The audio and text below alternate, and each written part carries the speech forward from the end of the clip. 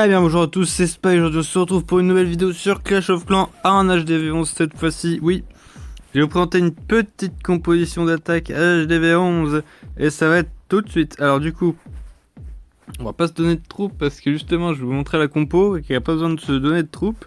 Alors quelle est la compo? C'est tout simplement du golem de glace, PK Bullist avec du gel, du soin, du saut, du rage, tout ce que vous voulez.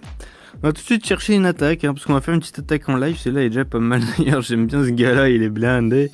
Mais bon, j'aime pas trop en fait. Le design de son village me plaît pas. Donc voilà, on a une attaque avec des bullistes et des PK, etc. Avec des golems de glace aussi, donc essayez d'attaquer des villages pas trop compartimentés. Quoique avec les PK ça peut passer, mais pas trop quand même, parce que sinon ça va vite être coincé derrière.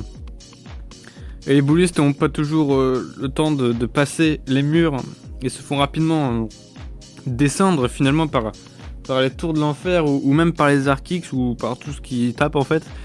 Ils ont très peu de PV ces petits bullistes. Donc oui voilà, et au niveau du farm, alors pour le farm, donc c'est une compo clairement utilisée pour farmer, mais vous allez me dire peut-être quelle ligue utiliser, quelle ligue aller, etc. Donc moi là, actuellement je suis en champion 3. C'est une très bonne ligue, un champion 3, il n'y a pas de problème, vous avez un bon loot. Voilà. Vous avez du bon bonus aussi. Donc franchement c'est une bonne ligue. Après si vous voulez monter un peu plus en trophée, pourquoi pas. Mais attention à pas trop monter quand même, parce que le problème c'est que rapidement on se retrouve coincé à pas trouver de base ou à chercher longtemps.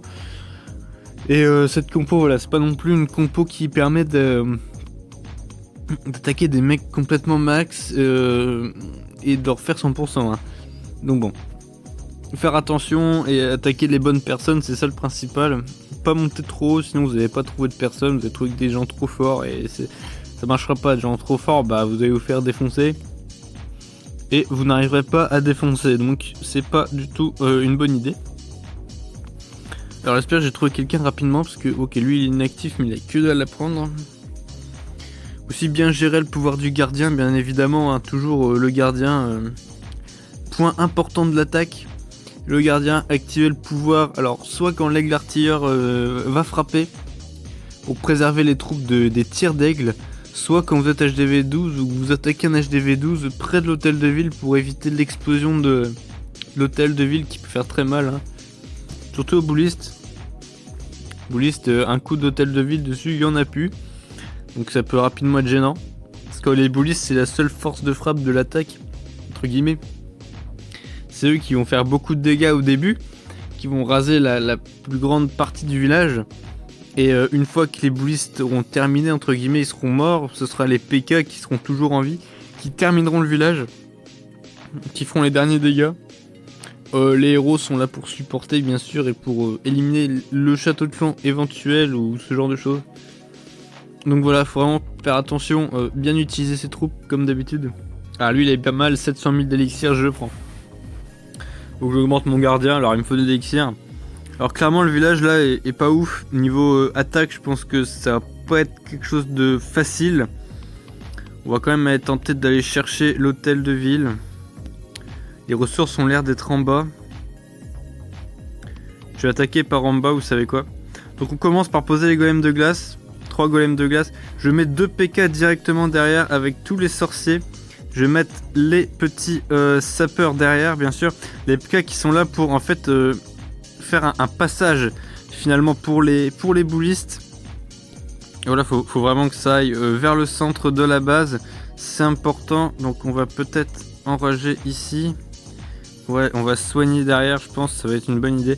Je vais devoir aller geler la tour de l'enfer qui va vite me casser les pieds sinon. Ici on peut éventuellement faire, ouais ok, on va faire ça. Je vais geler les deux parties. C'est pas ouf comme attaque, l'attaque se déroule mal. L'hôtel de ville va peut-être pas tomber. Non, ça va pas tomber. Malheureusement les troupes qui vont perdre vers l'HDV, ça part très mal là. Oula. Ceci dit, bon quand même ok, la reine va s'occuper de la tour de l'enfer alors qu'on en a pas besoin du tout. Je vais activer le pouvoir du gardien. J'ai mal joué mon pouvoir du gardien, ça c'est clair. On va activer le pouvoir du roi maintenant. La reine qui a peut-être décidé d'aller prendre l'hôtel de ville finalement. C'est pas si mal. Alors le pouvoir, donc le roi, le gardien est mort, ok, j'ai pas compris comment il est mort, je faudrait que je regarde, mais c'est pas grave. Le gardien est mort, donc les PK continuent de tourner. C'est ça la force de l'attaque, c'est les PK qui tournent et qui font du dégât à vraiment l'ensemble de la base, les côtés de la base, dans la base, autour de la base, sur la base. Non, je rigole. Mais partout, les PK vont faire beaucoup de dégâts. Ici, donc, ils vont continuer de tourner et gratter un petit peu. Dommage, j'aurais peut-être pas tout l'élixir. Ouais, non, mes PK ont clairement plus de vie. Après, j'ai attaqué un village qui est clairement pas du tout fait pour être attaqué au PK. Au boliste. Oui, au boliste. Donc voilà, quand même 83% et un butin relativement correct, surtout que je cherche de l'élixir, moi. Alors, je vais vous montrer aussi éventuellement d'autres attaques que j'ai réalisées précédemment. Donc, on voit qu'il y a quand même quelques 100%, mais souvent, c'est au moins du 2 étoiles. Donc, je prends vraiment beaucoup de loot. Bon, après, là, voilà, il n'y a pas des loots de dingue, mais je cherche pas du loot de dingue non plus, hein, faut savoir. C'est sûr, il y a pas mal de loot. Donc justement un HDV 11. Voilà, donc qu'est-ce qui se passe? On met les golems de glace en premier, les PK derrière, les petits sorciers qui vont aider les PK. Là on met les sapeurs pour aller percer les murs, les boulistes tout de suite derrière l'ouverture. On met donc les boulistes, les PK, les héros bien sûr. On enrage. On n'oublie pas de geler les tours de l'enfer, surtout quand elles sont en mono pour éviter de tuer nos PK. Là j'ai mal joué mon sort de gel, j'avais pas vu que le golem de glace était mort. J'active le pouvoir du gardien pour les 3 Archix qui sont là, éviter qu'ils fassent trop de dégâts. Quelques boulistes qui tournent, c'est pas ouf les boulistes qui tournent, mais bon, c'est toujours mieux que rien. Les PK qui sont au centre de la base, là, qui vont vraiment faire beaucoup de dégâts, qui essayent de casser les murs. Il reste encore 3 PK à l'heure où je suis en train de commenter. C'est parfait, donc là les boulistes qui font un petit travail, qui nettoient sur le côté, malheureusement il n'y en a bientôt plus. Le pouvoir du roi qui est activé pour accélérer un petit peu l'attaque. Les PK, donc voilà, donc il y a 2 PK, un PK en bas, un PK en haut du compartiment bas du village, donc ça va faire beaucoup de dégâts. Un PK qui est remonté plutôt, avec la reine qui continue de faire son petit travail.